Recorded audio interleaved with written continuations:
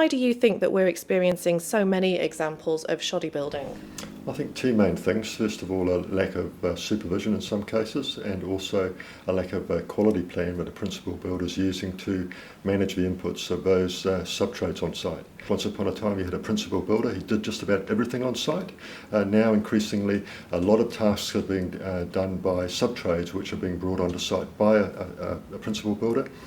In many cases they're not providing the coordination and the supervision they need to. And what about the demand? We all know that Auckland's growing and growing. Is that having an effect on these buildings? Well, that's great. I guess we're building homes for Aucklanders to live in, and it's bringing lots of people into the industry, lots of employment. The thing is, a lot of those folk are relatively inexperienced. They need more supervision and they're not getting it. So often what we're seeing is the experienced folks stretched over too many jobs that they're running concurrently, not providing enough supervision to an increasing proportion of inexperienced folk out there. Can you take us through the council's inspection and sign-off process for building work? That process starts when someone gets an approved building consent. So we will identify the key structural elements and the key points in time that we require to be called to deliver an inspection. And that's part of the approved building consent. For more complex work, specifically ones that involve what we call specific engineering design, so it's more complex structures, that's things like multi-level apartments, we'll be having a meeting and we'll be identifying which experts we are going to have that are going to effectively do inspections for us. What are the key issues that your inspectors are finding? Oh, look, once upon a time, say 12 months ago, I could probably talk about some trends that we typically see. At the moment, it could be just about anything. Every single component that you can imagine goes into a building at the moment, we can see in some cases not having been done properly.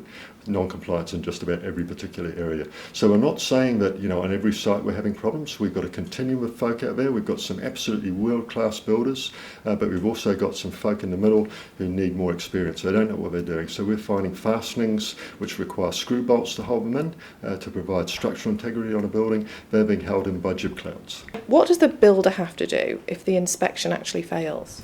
Well, when we do an inspection, we'll give the builder an inspection checklist that's filled out with details of a pass, all the elements that need to be addressed for us to be able to allow the job to continue. If there's a serious issue, serious non-compliance, then we'll issue what we call a site instruction notice.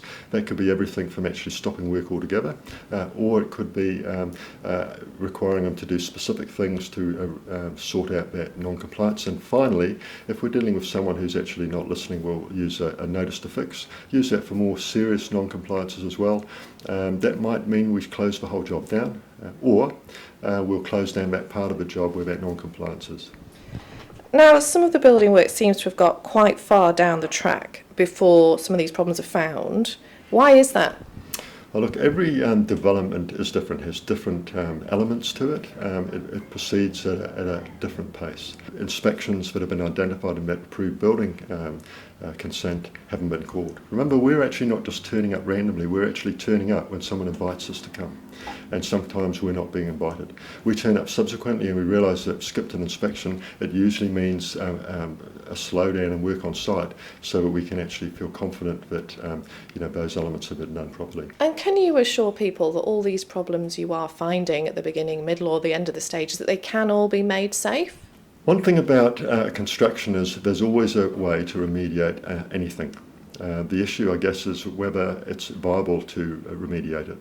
So it would be fair to say every year we'll end up in a situation where we issue someone a notice to fix and we advise them that they either have to deconstruct the works on site or need to get an approved expert to provide us a plan for consideration about how they're going to remediate it.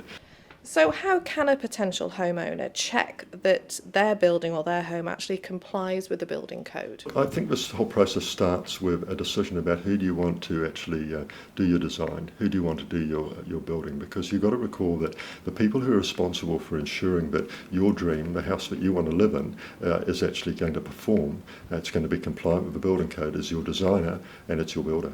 Our role is actually to validate, to make sure that they're actually doing and discharging their responsibilities correctly. So how can you be certain? It starts with ensuring that you do due diligence and you get the right person to do the design work, you get the right person to do the building work. If you're getting a new home, have a look at your plans and ensure that the works on your property have actually been done under a building consent. If they needed to have been done under a building consent, you can get a building surveyor in to actually have a review of your building structure, and they should be able to provide the assurance that you want.